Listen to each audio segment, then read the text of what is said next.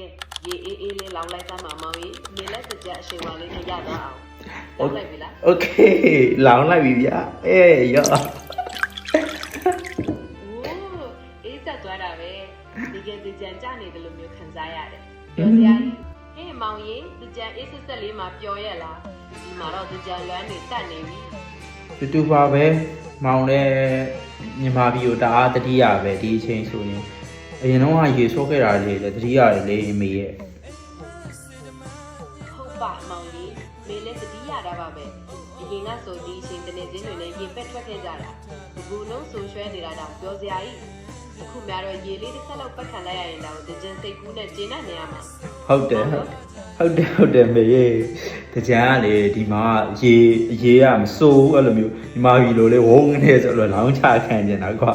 အဲ့တော့ဒီမှာအဲ့လိုပဲတငယ်ချင်းချက်ချင်းရေလေးတစ်စက်နှစ်စက်ဆိုရင်တော့တကြံရေပါလားဆိုပြီးပြောတယ်လို့ပဲအဲ့ဒါလေးလည်းပဲကျင်းနေနေရပြောရင်လည်းလွမ်းအောင်လွမ်းလာ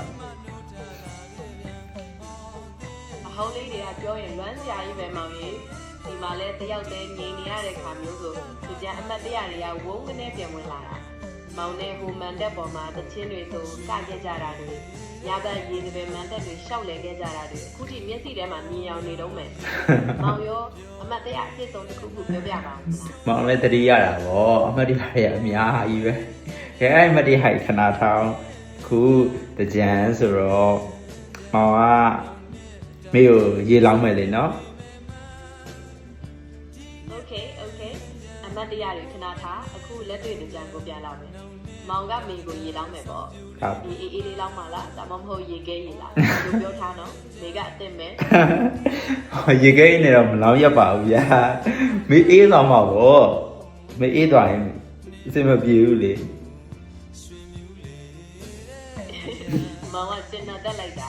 ရေခဲရေမဟုတ်ရင်တော့ပါသေးတယ်ကဲရေအေးအေးလေးလောင်းလိုက်သားမှာမောင်ကြီးမေလက်စကြအရှိန်ဝါလေးနဲ့ရသွားအောင်ဟုတ်လိုက်ပြီလား โอเคလောင်းလိုက်ပြီဗျာရော့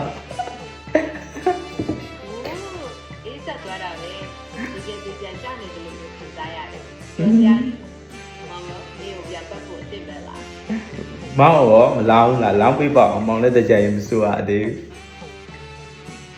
လောင်းပြီ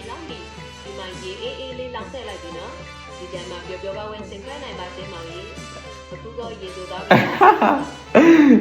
အာချမ်းလိုက်တာကွာခုမှပဲတကြရဲ့အငွေးတက်ကိုရသွားတော့တယ်တော်သေးတာဗောမေးရှင်းတယ်လို့တာဗော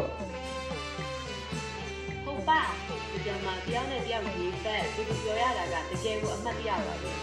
အခုလိုနိုင်ငံသားမှာရောက်နေပြီမဲ့အမှတ်တရလေးတွေပြန်တတိယပြီးပြောဖြစ်တာကမေးလဲပြောနေနော်